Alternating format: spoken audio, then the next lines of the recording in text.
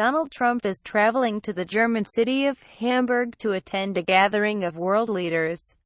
But before he arrives, the U.S. president will stop in Poland, to the delight of its conservative, nationalist government. Jaroslaw Kaczynski, who leads the ruling Law and Justice Party, PiS, has said others in Europe are envious of the visit, mentioning Britain in particular. Later this month, Mr. Trump will also make a presidential visit to France.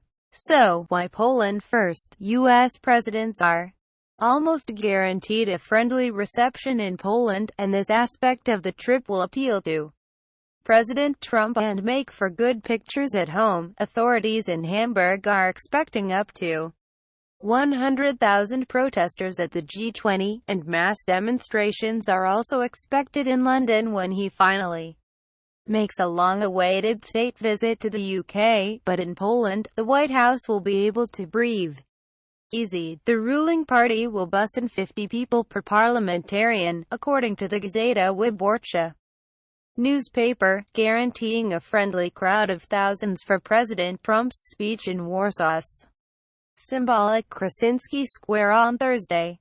The square is home to a monument commemorating the 1944 Warsaw Uprising against the Nazis. Some argue the bust and crowds are unnecessary, unless they do something wrong. Pretty much every American president is very popular and will get a warm welcome, says Professor Alex Serbiak, an expert on Polish politics at the University of Sussex. Both Poland's political leaders and Mr. Trump see themselves as being at the vanguard of a populist movement against liberal elites who have dominated politics in the West in recent years. They unashamedly put what they see as the national interest first, be it on climate change or migration, and receive the wrath of many for it. Both Kaczynski and Trump perceive themselves as those who can stop this liberal left political correctness offensive in the world, says Michał Szeldrzyński, a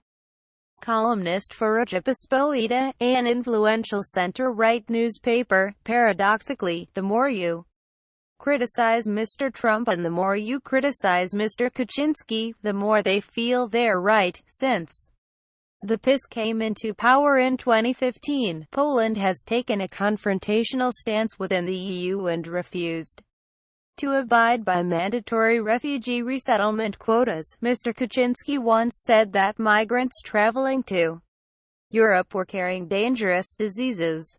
Reforms made by the government at home have also attracted criticism from human rights groups and led to further conflict with the European Commission, which says the rule of law is at risk. However, while there have been calls for Mr. Trump to raise issues related to human rights and democracy on his visit, few expect him to do so. His address at Krasinski Square will celebrate Poland's emergence as a European power. U.S. National Security Advisor H.R. McMaster says, essentially, analysts say, it's a win-win for both sides. Mr. Trump will give Poland the prestige of a visit that will bolster the government against critics that say it has isolated itself, and he will get a warm reception in a major European country run by a government that shares some of his ideology. The visit also allows Mr. Trump to demonstrate that those who meet the NATO military spending target of 2% of gross domestic product will be rewarded.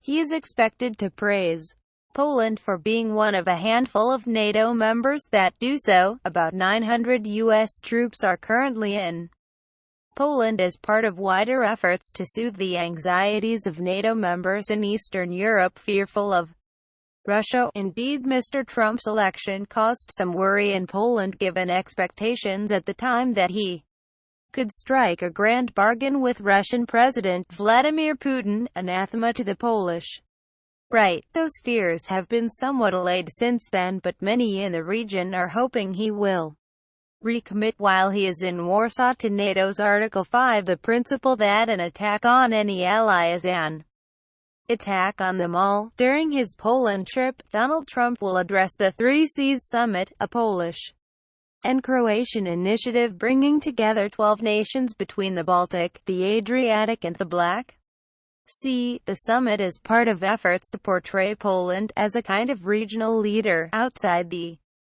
Franco-German-dominated EU power structure with which it has clashed, says Professor Serbiak, and by dropping in, Mr. Trump will be seen giving his blessing to a project that some EU diplomats eye with suspicion. The message is that the U.S. continues to show it's not wedded simply to working with the existing European elites and that it's quite happy to build ties with governments challenging Brussels on certain issues. Professor Serbiak says, the Polish government is trying to become less energy dependent on Russia's in last month the first ever U.S. liquefied natural gas shipment arrived. For dealmaker Donald Trump, this is another win-win. Poland and other Eastern European countries have a strategic imperative to diversify their energy sources, and the White House wants to sell more U.S. gas overseas. He will be bringing that message to leaders at the Three Seas Summit.